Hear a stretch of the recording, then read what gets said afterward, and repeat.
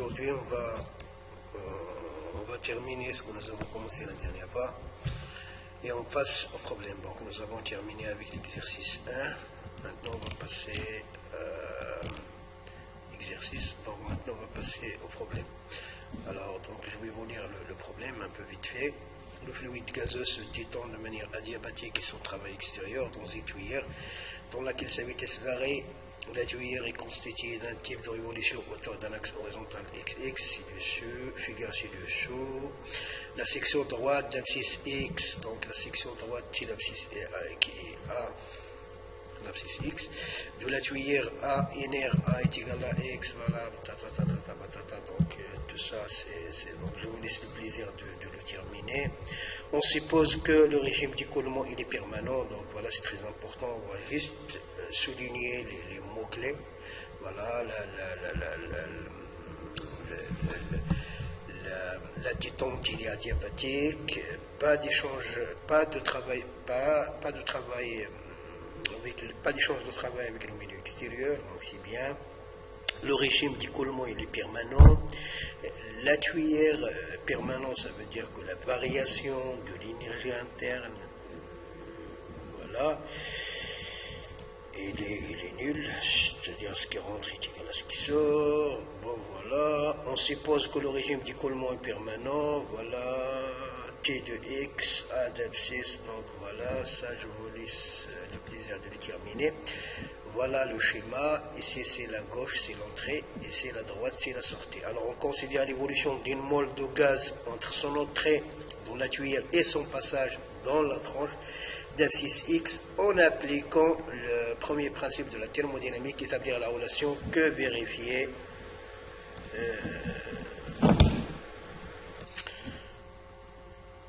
le premier principe de la thermodynamique, établir la relation que vérifier M, U1, U, H1 et H. Alors M, c'est la masse molaire, U1, U, c'est la vitesse du fluide, H, c'est l'enthalpie.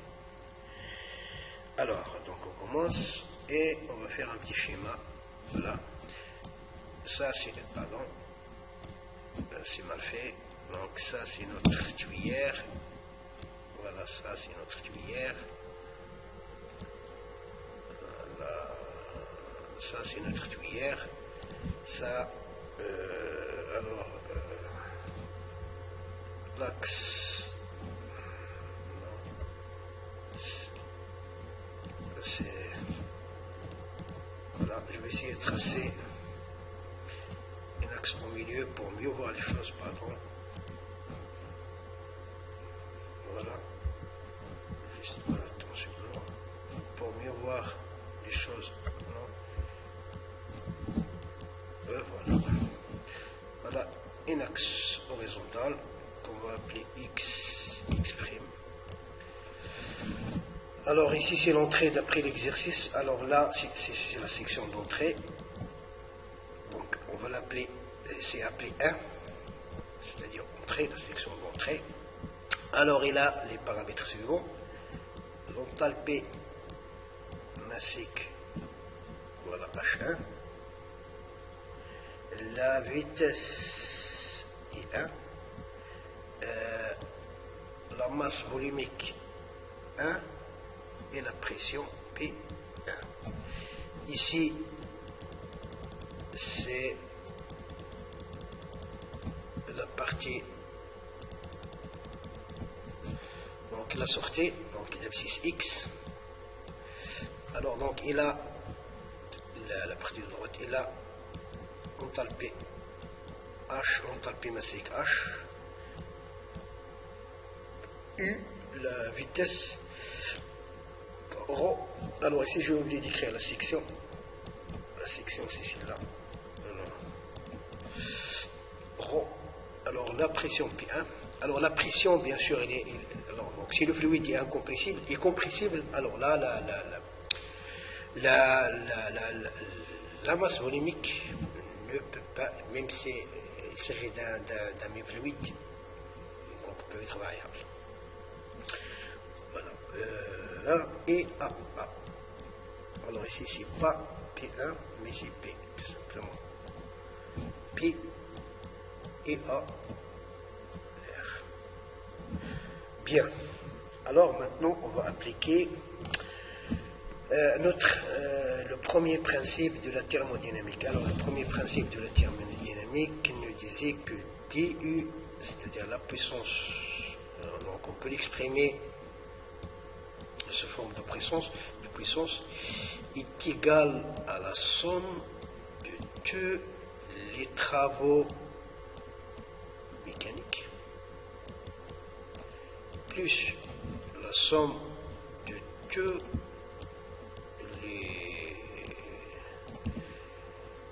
les puissances calorifiques, ici la puissance mécanique, plus la somme, alors ici c'est pas I, donc,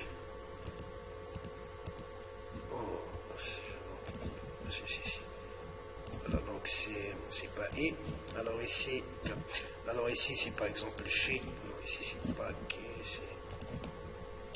c'est U, ok, alors ici G,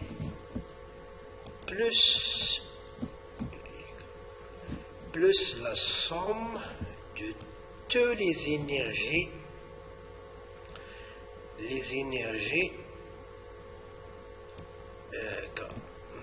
ouais, fois le débit massique.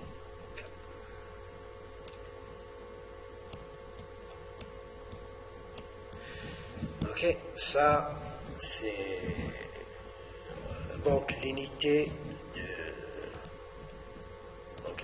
en watts, c'est la puissance. Alors c'est la variation de l'énergie interne par rapport au temps. Donc c'est la puissance. L'énergie, c'est le temps. C'est la puissance, c'est 10 watts.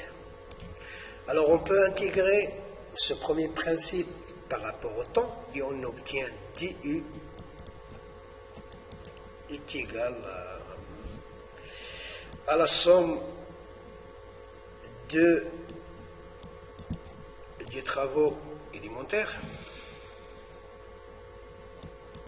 plus la somme de delta Q plus la somme des autres énergies. Alors l'énergie totale ici, c'est l'enthalpie massique. Donc c'est le débit massique multiplié par l'enthalpie. Alors l'enthalpie totale ici, c'est l'enthalpie plus l'énergie cinétique plus l'énergie de pesanteur. C'est ça la somme de ce H là. Plus H, alors D, donc K.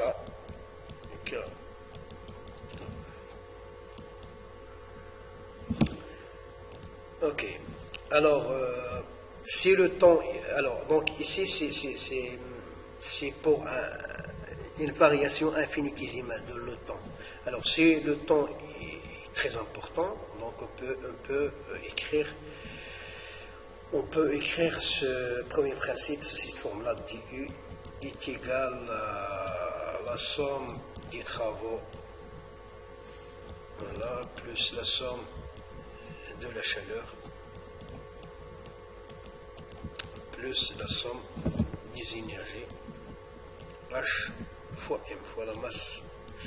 Alors, cette somme-là, elle englobe ce qui sort et ce qui rentre. La même chose ici, la chaleur qui rentre et la chaleur qui sort. Ici aussi, les énergies qui rentrent et les énergies qui sortent. Par convention, alors tout ce qui rentre au système, alors voilà notre système. Alors ce qui rentre au système,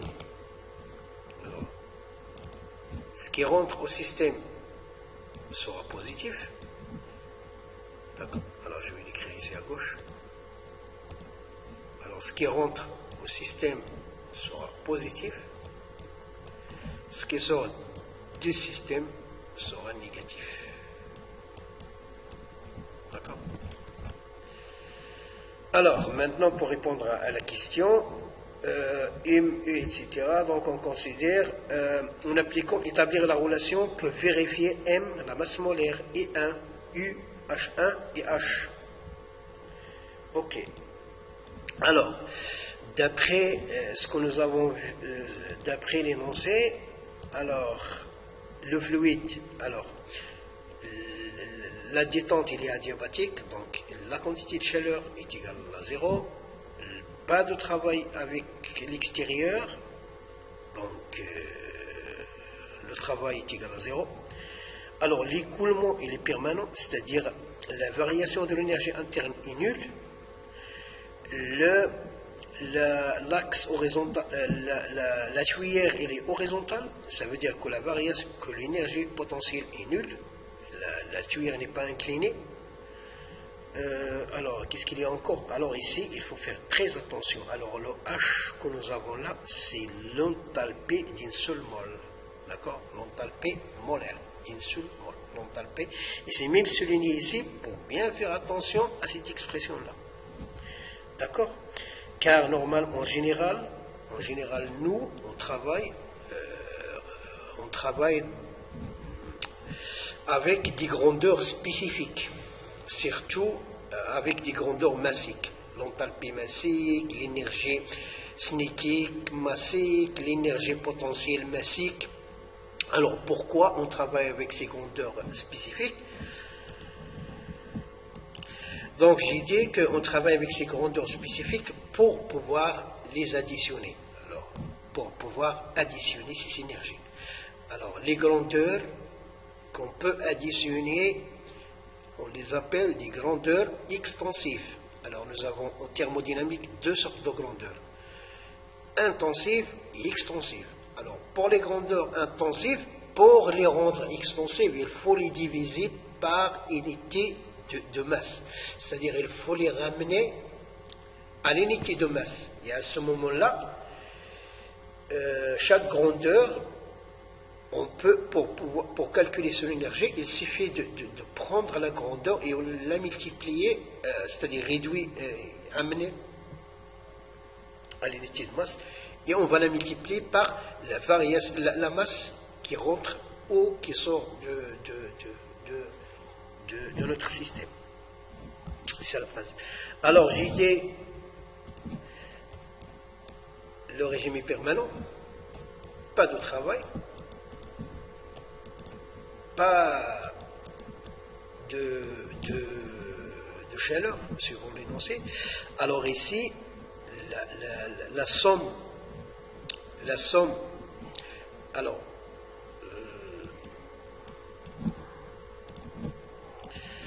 ici la somme des enthalpies, d'accord? Alors la somme des enthalpies de ce qui rentre et de ce qui sort. Alors ce qui rentre au système c'est positif, ce qui sort c'est négatif.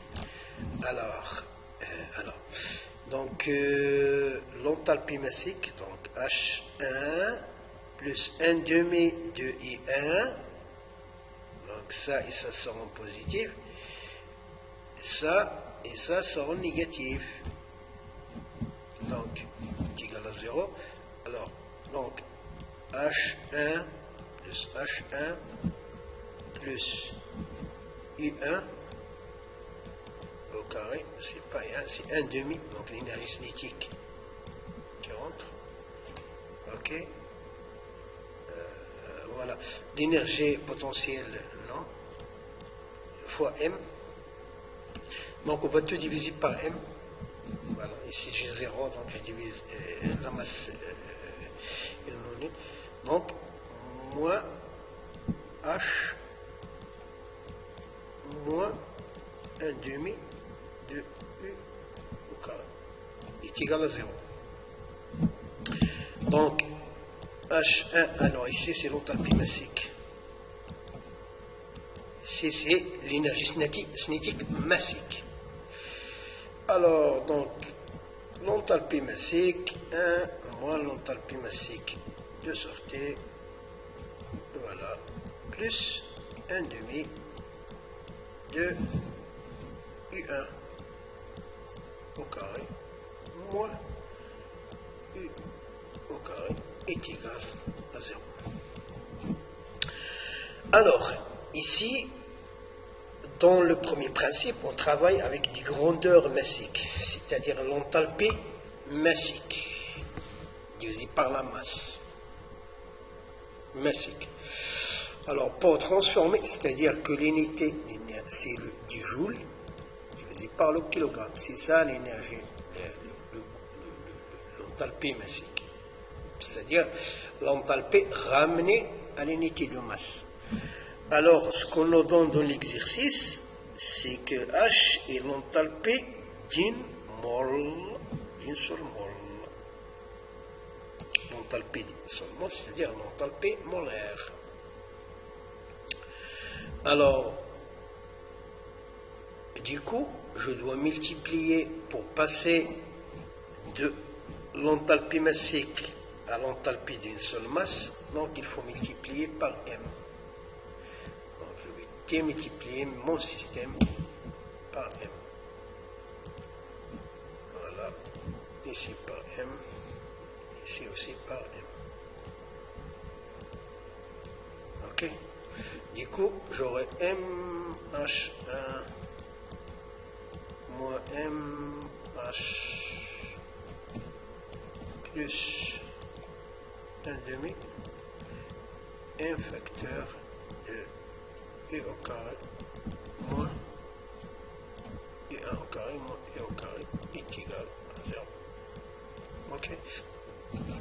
Alors, ici, l'enthalpie massique multiplié par la masse molaire est égal à l'enthalpie d'une seule mole.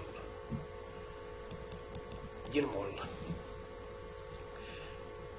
Alors l'enthalpie massique multiplié par la masse d'une seule mole, ok, c'est l'enthalpie, la masse molaire, c'est l'enthalpie d'une mole. Ok, alors maintenant je peux remplacer la masse molaire fois H1, c'est H1 moins H. Alors c'est un piège. Alors c'est là où le piège est posé. Un facteur de moins E au carré est égal à 0. Et voilà, donc nous avons répondu à la première question. Donc la relation qu'il est M, U1, U, H1 et H. Et voilà. C'est là, donc H1 moins H plus 1/2 de M, I au carré 1 moins I au carré est égal à 0. Donc c'est ça la relation.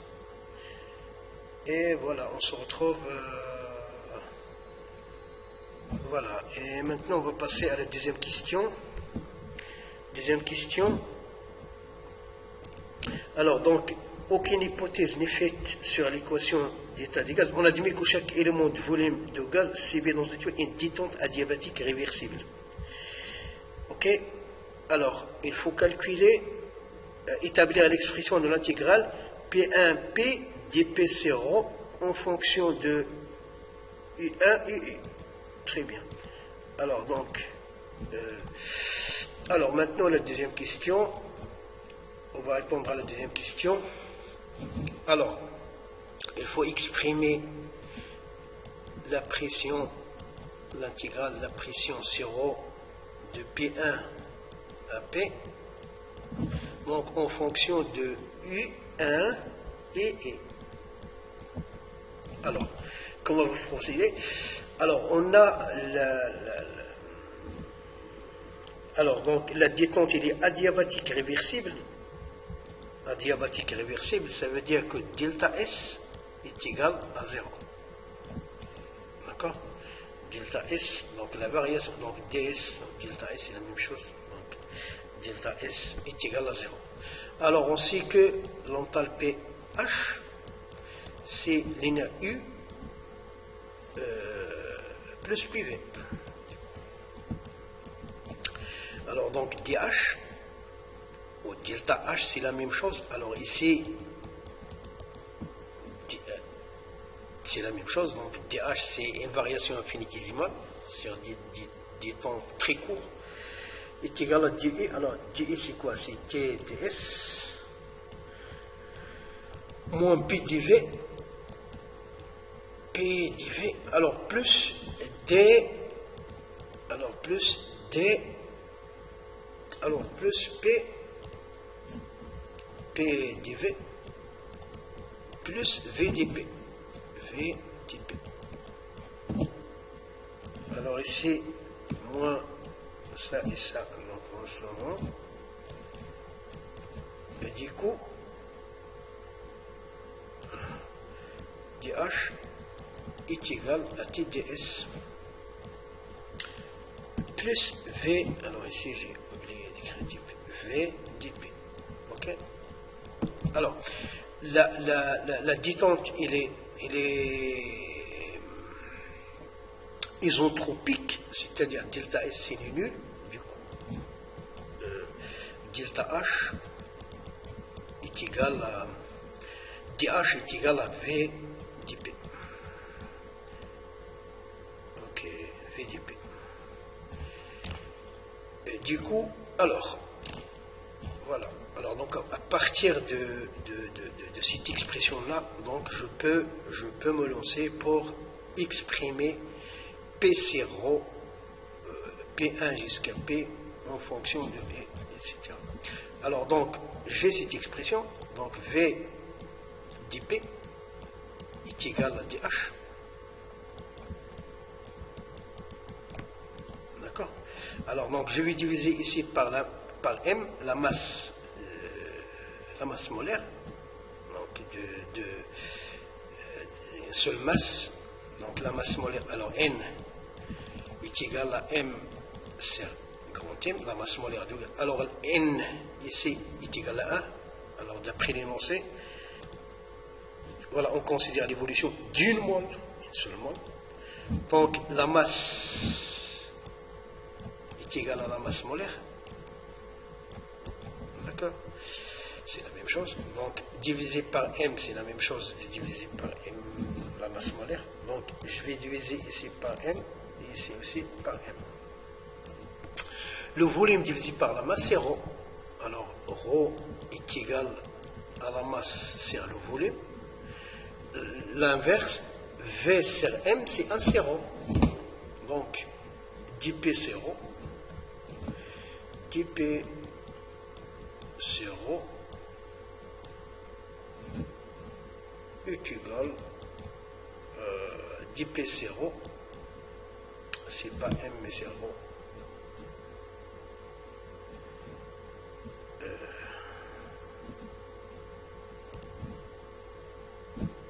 dP0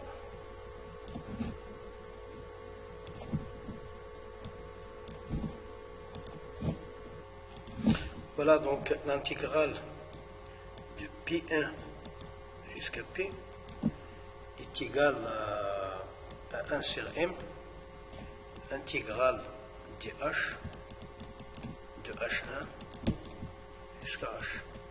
Alors dH c'est H, donc qui est égal à 1 sur M, donc H, l'intégrale de dH c'est H, donc évalué entre H et H, 1, donc H final moins initial, donc H1. Et ici, j'ai, alors, ici, H. Alors là, j'ai H1 moins H, donc je vais faire passer ça de l'autre côté. Alors ici, j'ai H1 moins H est égal à moins 1 demi M facteur de E au carré 1 moins E au carré, E au carré, E au carré. D'accord? Donc, il est égal à 1 sur M fois moins 1 demi, donc moins 1 sur M fois 1 demi M E au carré 1 moins U au carré. Alors, ici M et ici M, donc qui est égal à moins 1 demi et au carré 1 moins et au carré. Ça, c'est l'intégrale. L'intégrale entre P1 et P2 d'IP sur ρ. Et voilà la question, la réponse à la deuxième question. Donc, en fonction de U1 et U, voilà. Et puis voilà, donc voilà. Voilà, c'est tout. Donc, l'intégrale de P1 à P de d'IP c'est ρ est égal à moins 1 demi